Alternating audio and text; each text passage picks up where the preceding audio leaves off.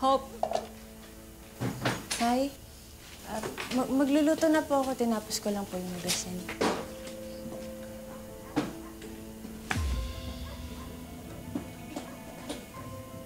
Nay, para saan po yun?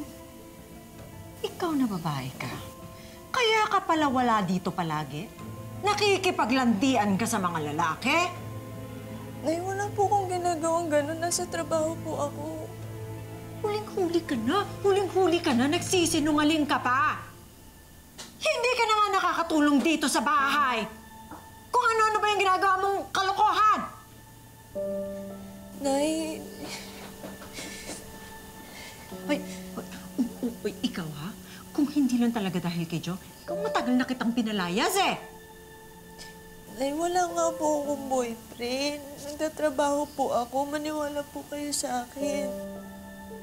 Huwag ka nang magsinungaling. Wala ka nga binibigay na pera sa akin eh. Huwag mo nga akong gawin tanga. Nay, kasi...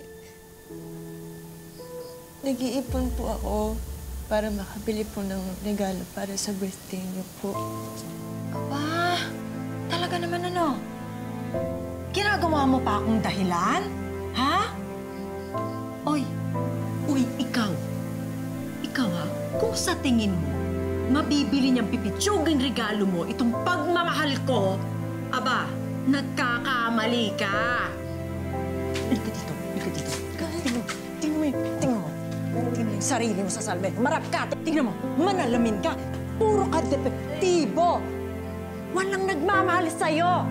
Kaya kung mag-aasa ka sa akin, pwede ba? Wag na!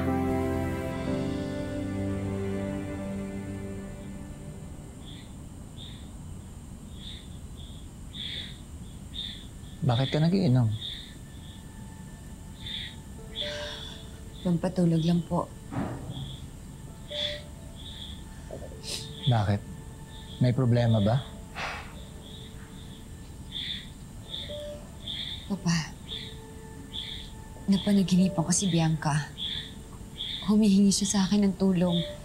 Tinatawag niya akong nanay.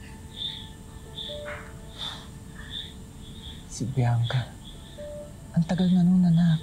Bakit ngayon lang? Hindi ko alam, kaya nga po ako naguguluhan eh. Hindi ko alam kung may kinalaman to sa sinabi sa akin ni Christian na hanapin ko yung anak namin. Hanapin saan? Patay na si Bianca.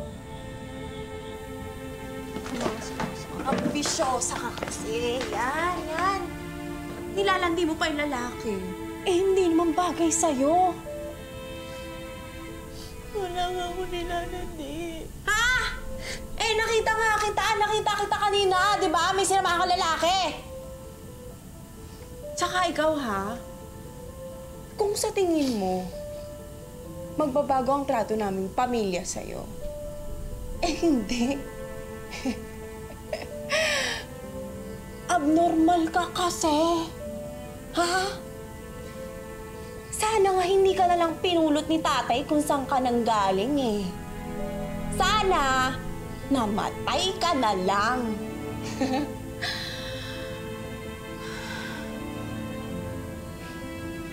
Salot. Abnormal.